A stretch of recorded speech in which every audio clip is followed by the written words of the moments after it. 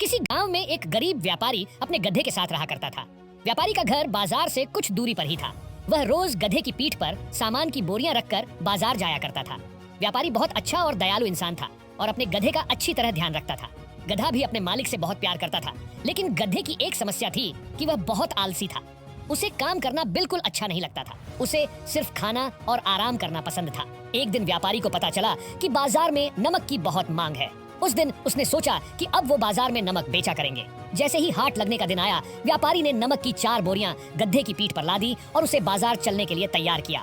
व्यापारी गधे के आलसीपन के बारे में जानता था, इसलिए गधे के न चलने पर उसने गधे को 1-2 बार धक्का दिया और गधा चल पड़ा। नमक की बोरियां थोड़ी भारी थीं, जिस वजह से गधे के पैर कांप रहे थे और उसे चलने में मुश्किल हो रही थी। किसी तरह गधे को धक्का देते हुए व्यापारी उसे आधे रास्ते तक ले आया। व्यापारी के घर और बाजार के बीच एक नदी पड़त देती थी, जिसे पुल की मदद से पार करना पड़ देता था।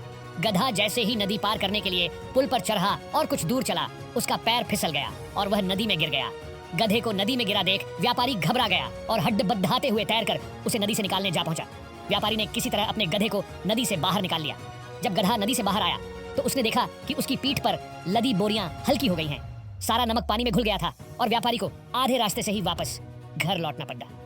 इस वजह से व्यापारी का बहुत नुकसान हो गया, लेकिन इस घटना से आलसी गधे को बाजार तक न जाने की एक तरकीब सूझ गई थी। अगले दिन बाजार जाते समय जब पुल आया तो गधा जानबूझकर नदी में गिर गया और उसकी पीठ पर टंगी बोरियों में रखा सारा नमक पानी में घुल गया। व्यापारी को फिर से आधे रास्ते से ही घर लौटना पड़ गया। गधे ने हर दिन ऐसा करना शुरू कर दिया। इसके कारण गरीब व्यापारी को बहुत ज्यादा नुकसान होने लगा, लेकिन धीरे धीरे व्यापारी को गधे की यह युक्ति समझ आ गई थी। एक दिन व्यापारी ने सोचा कि क्यों न गधे की पीठ पर ऐसा सामान रखा जाए जिसका वजन पानी में गिरने से 2 गुना हो जाए।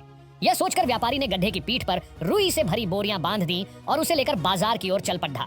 जैसे ही पुल आया, गधा रोज की तरह नदी में गिर गया, लेकिन आज उसकी पीठ पर लदा वजन कम नहीं हुआ बल्कि और बढ़ गया। गधा इस बात को समझ नहीं पाया। ऐसा अगले 2 से 3 तक होता रहा। व्यापारी गधे की पीठ पर रुई से भरी बोरी बांध देता और पानी में गिरते ही उसका वजन 2 गुना हो जाता। आखिरकार गधे ने हार मान ली। गधे को अब सबक मिल चुका था।